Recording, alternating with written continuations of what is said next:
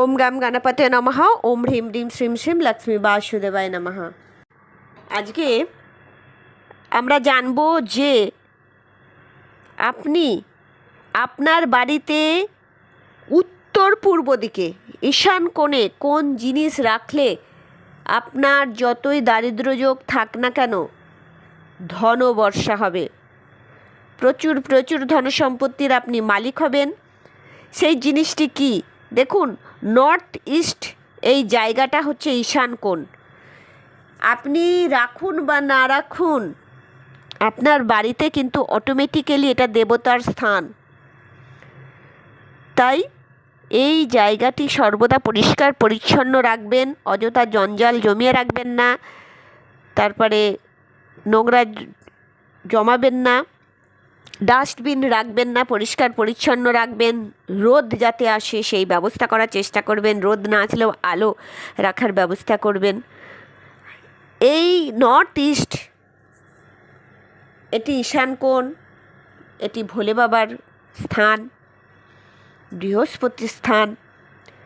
এখানে আপনি কালো হলুদ, ঠিক শুনেছেন, আমরা তো হলুদ ইয়েলো কালারের দেখি, হলুদ, কালো হলুদ, কালো কাটলে কালো, এই কালো হলুদ আপনি রাখতে পারেন, কন্দ যেটাকে বলা হয়। গাছ রাখার কথা বলছি না, কালো হলুদ আপনি একটি পাত্রের মধ্যে রেখে দিতে পারেন, একটি মাটির পাত্রে রেখে দিতে পারেন। আপনাকে কিন্তু এটি 1 মাস অন্তর চেঞ্জ করতে হবে, এটা মাথায় রাখবেন। জল প্রবাহিত করে দেবেন বা মাটিতে পুঁতে দেবেন, বা আপনি গাছের গোড়ায় দিয়ে দিতে পারেন, সার হিসাবেও ব্যবহার করতে পারেন।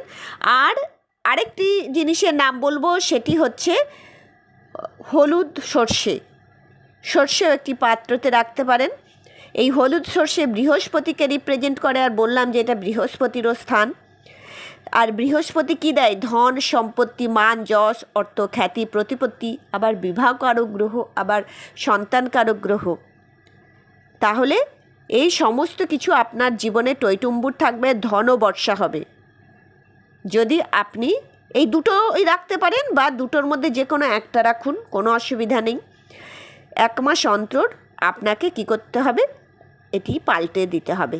করুন, উপকৃত অবশ্যই হবেন। আপনাদের জীবনে ধনবর্ষা হলে সব থেকে খুশি হব আমরা। ভালো থাকবেন। রাধে রাধে।